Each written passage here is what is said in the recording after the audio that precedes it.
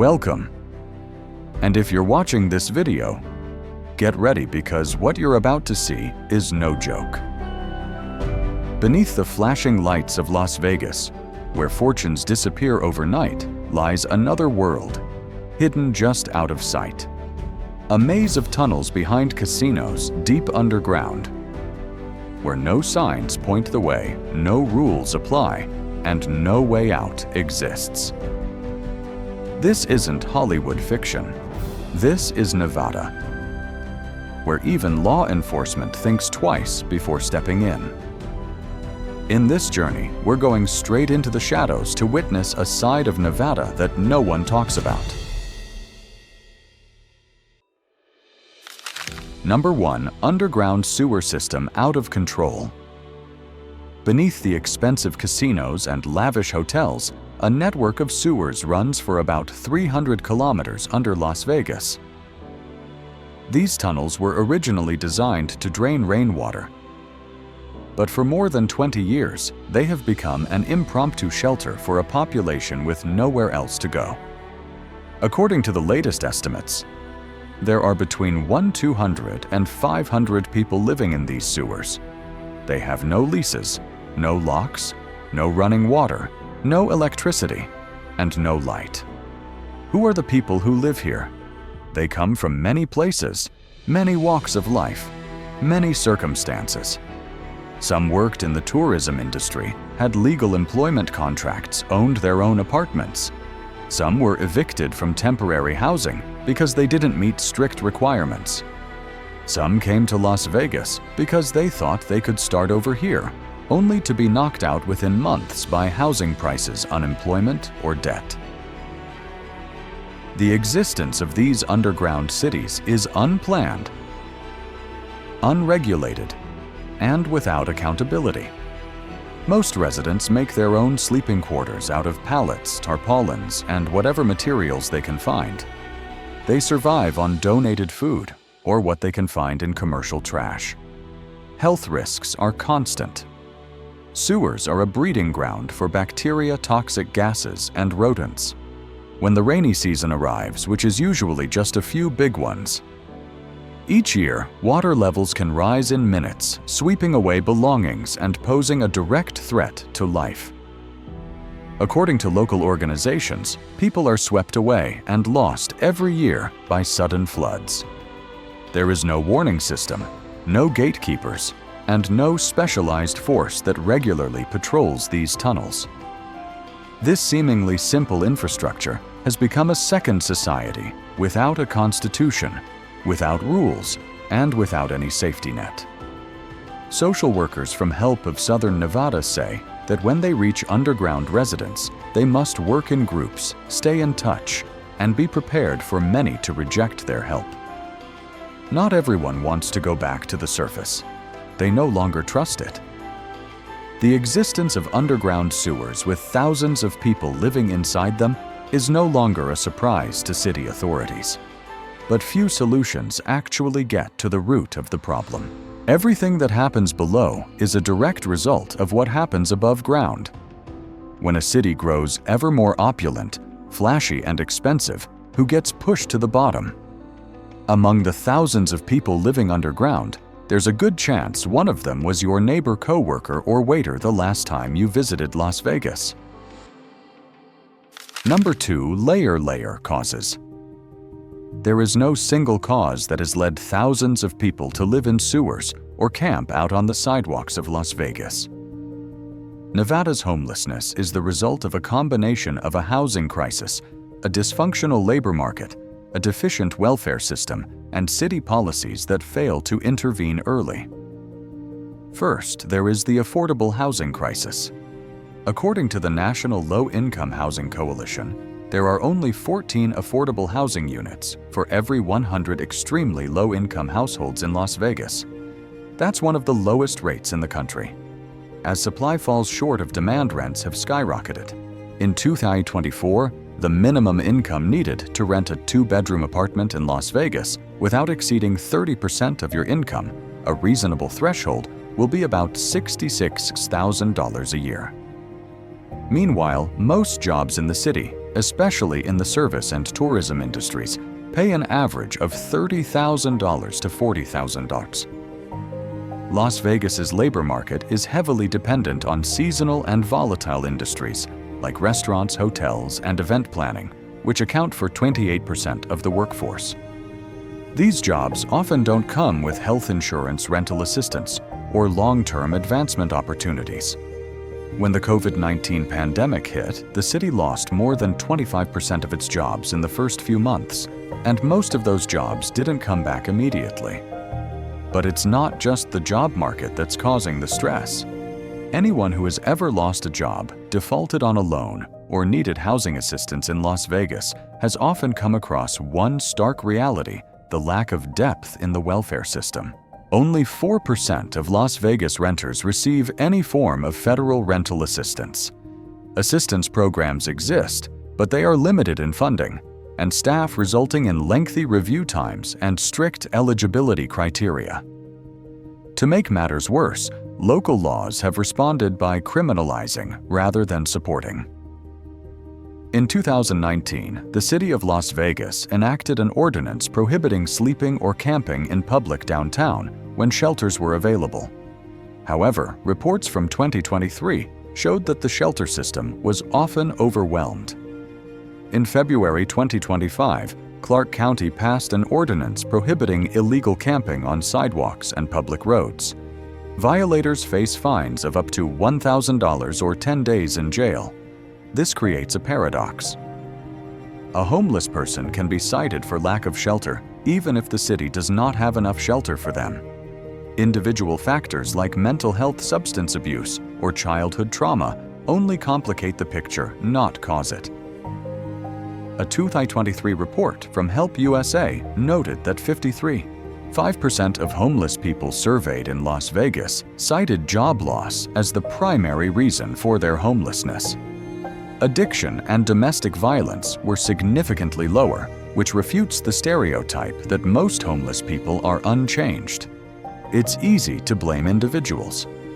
But when statistics show an upward trend that has been going on for years, the question that needs to be asked is not why are people there, but why is the system pushing them there? Number 3. Government and community are not in sync. In Las Vegas, a number of programs have been launched to address homelessness, from building affordable housing to expanding outreach centers. Clark County has allocated $120 million to the Welcome Home Plan, which has resulted in more than 3,000 new or preserved housing units. But while the numbers on paper represent progress, the reality on the ground in neighborhoods has been mixed. Many residents have resisted the opening of shelters in their neighborhoods, citing concerns about sanitation, safety, or property value. Many shelters have been asked to limit hours of operation, control the number of people entering and leaving, or even forced to move out of crowded neighborhoods. Some public food distribution sites have been ordered to close because they are considered uncontrolled gatherings. Organizers are not severely punished, but are often given warnings or limited hours. The problem is that the food distribution takes place in open spaces without medical services, health checks, or social connections. The result is that recipients remain hungry, donors remain stressed, and no one is any closer to a long-term solution. Amid all this confusion, it is notable that while the city continues to invest in support programs, most residents have no clear mechanism to track the effectiveness of those policies. There are no electronic boards updating vacancy data, no regular reports sent to neighborhoods on progress in reducing homelessness. This lack of transparency in communication leaves many feeling that things are standing still despite the money being spent. At this point, think about which is more important: increasing the number of housing units or restoring trust between residents, the homeless, and the management apparatus. When trust is broken, any policy, no matter how good, will be difficult to implement thoroughly. Number 4. Even the police withdrawed. Some areas of Las Vegas, particularly the sewers and tent camps that have formed near drainage ditches, are no longer under regular police control. Police still have a presence in the downtown area, and they still conduct raids when specifically requested, but most surveillance is ad hoc. Only a few of the tunnels that stretch hundreds of miles underground are regularly visited.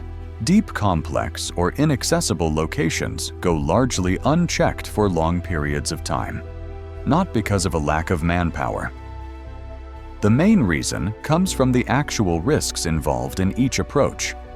The tunnels have no detailed maps, are prone to sudden flooding lacklight, and have a high possibility of disorientation. These conditions mean that every patrol must be accompanied by strict safety measures, require coordination between multiple units, and take longer than usual to prepare. Meanwhile, the effectiveness of the intervention is difficult to measure clearly because the people living here are constantly on the move and do not have fixed residences on a daily basis. In addition to technicalities, another barrier is legal. Some homeless people are temporarily housed in public lands or sewers, which are not classified as residential, but are not eligible for administrative action without serious violations. Current regulations require police to prioritize connecting with support services rather than enforcing them. However, with limited reception space and overloaded services, many cases can only be recorded without specific solutions. The limited ability to intervene has left many areas in a state of white space for management. There is no regular reporting, no accurate occupancy data, and no unit responsible for continuous monitoring. The people who live there know this, and it is they who decide whether to open their doors or not.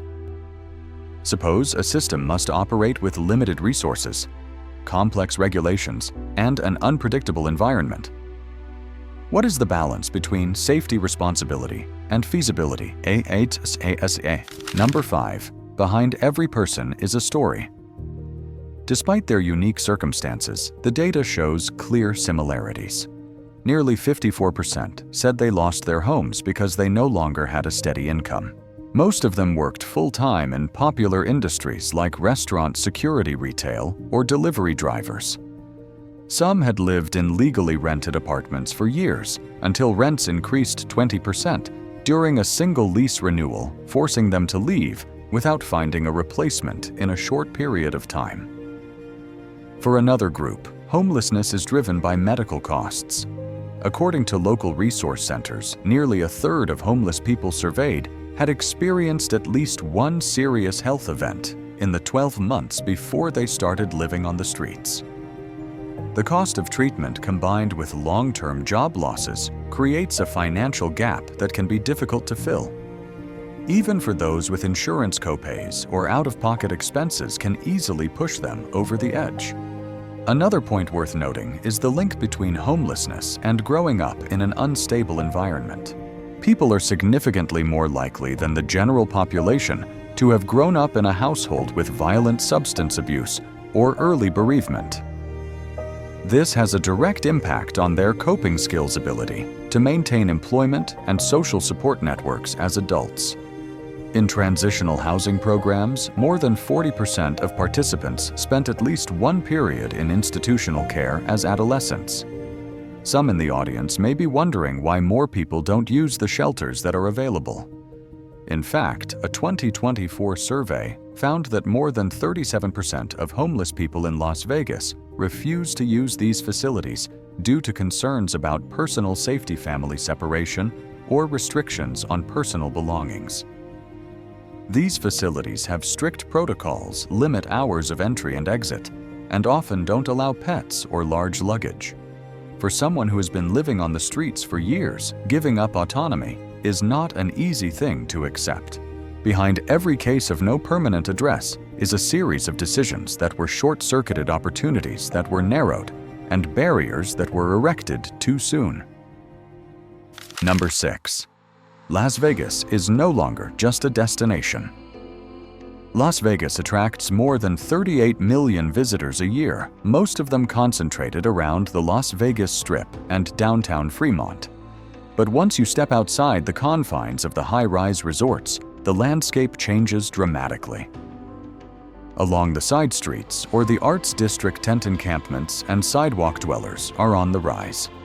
The 2024 Urban Monitor reports show that homeless density in some areas near the Fremont area has increased by more than 25% year over year, leading to complaints about sanitation noise and unwanted contact. In downtown Las Vegas, many hotels and restaurants have shortened their evening hours after 9 p.m., especially in the side streets around Fremont and the Arts District. Small businesses have added barricades, and temporary barriers have blocked alley entrances. The goal is not publicly stated, but it is aimed at limiting overnight gatherings at the border between tourist areas and uncontrolled residential areas. Spaces once designed to increase visitors' length of stay are now internally flagged as pass-through only, no stopping. A regional survey group reported that the number of tents along Fremont increased by nearly 28% in the first 6 months of 2024 alone. This was also the period when travel agencies recorded a 19% decrease in downtown bookings from international travelers, mainly for routes to explore the Arts District and community markets.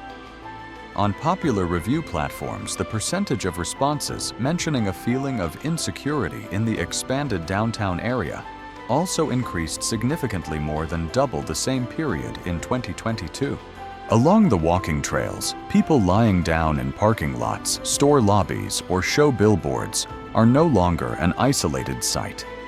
Some downtown hotels have adjusted their room allocation policies, reducing direct bookings and shifting their focus to the southern Las Vegas Strip, where security is more intense and homeless rates are significantly lower. In a city built around service and image like Las Vegas, the effects of losing control of public space spread quickly. When a city is designed to make people stop and spend money, what happens is that more and more areas make people want to walk through them as quickly as possible. Number 7. Distorted structure.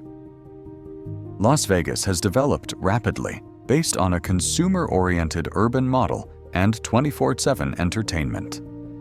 Infrastructure investment has prioritized hotels, performance venues, casino complexes, and retail chains, while low-income neighborhoods have often been pushed out of the core. Areas that once served longtime residents have been squeezed by rising land prices, zoning changes, and capital shifting to large-scale commercial projects. Las Vegas's urbanization is largely driven by commercial goals.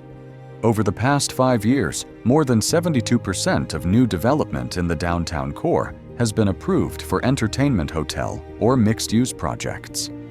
Affordable housing programs are located in peripheral areas that lack effective public transportation connections. These areas can be up to 50 minutes from major employment centers without a vehicle, pushing low-income workers who make up nearly 30% of the city's workforce out of the core urban space.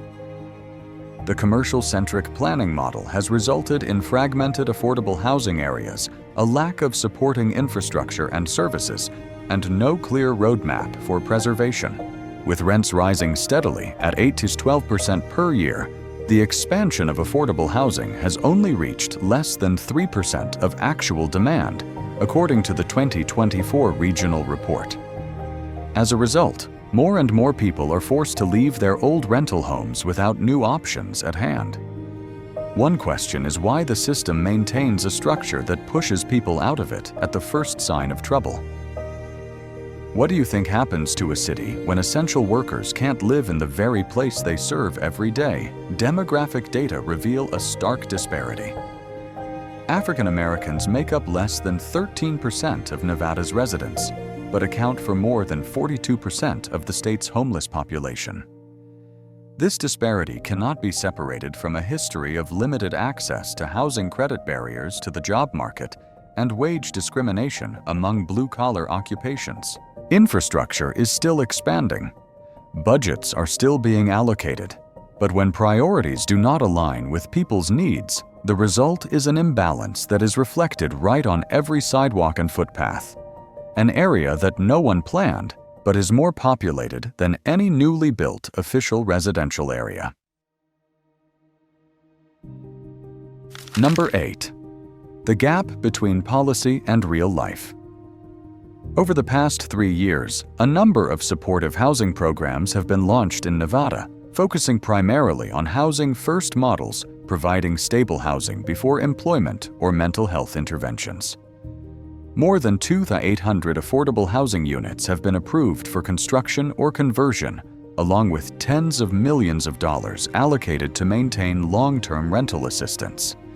Several transitional housing complexes with health centers, mental health counseling, legal services, and job training have been developed in Clark County.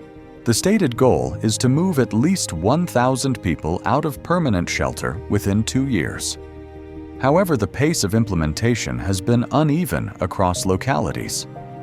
Some areas have completed infrastructure on time, but have not yet deployed enough management staff.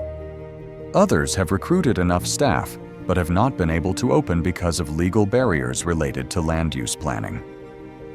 The number of people who need to be reached is faster than the system can be expanded. In many Nevada assisted living facilities, the initial financial support period typically lasts 3 to 6 months, after which residents are responsible for basic operating costs, such as utilities, water, and associated support services. A 2024 survey found that more than 46% of people who received transitional housing were unable to maintain their housing for more than 4 months after their benefits ended, resulting in re-homelessness despite prior interventions. This raises a clear imperative. Housing cannot function as a destination without mechanisms to keep people in place long enough to rebuild their lives. As of the first quarter of 2025, the number of homeless people in southern Nevada continued to surpass 7,900, up 20% from the previous year and the highest in 10 years. While funding for supportive housing has increased significantly, with more than $80 million allocated from all levels of government, the delivery and outreach system remains clogged at many points. An effective program must answer more than how many people get into a home, but also how many stay in a home. This is where many current solutions fall short. When the numbers improve temporarily, but the cycle of homelessness reoccurs, are the programs changing the situation? Or are they just keeping it from tipping over? Number 9. People outside. The site of a busy city, new complexes are under construction. Land prices are rising steadily, and tourist traffic shows no signs of slowing down. But beneath these positive numbers, the system still leaves a group of people who are not part of any development strategy. The gap between the urban image and the social infrastructure reality is becoming increasingly apparent, especially when nearly 8,000 people in southern Nevada have no permanent residence despite billions of dollars invested in the city in the past few years. No single solution can change the structures that have been built up over decades. But what can start right away is perspective. When a city chooses to grow by invisible exclusion, what remains is more than just numbers in an annual report. It is a void in the middle of a city that is running full-time, a place where the lights never go out, but also where those who have left the majority's field of vision are never seen.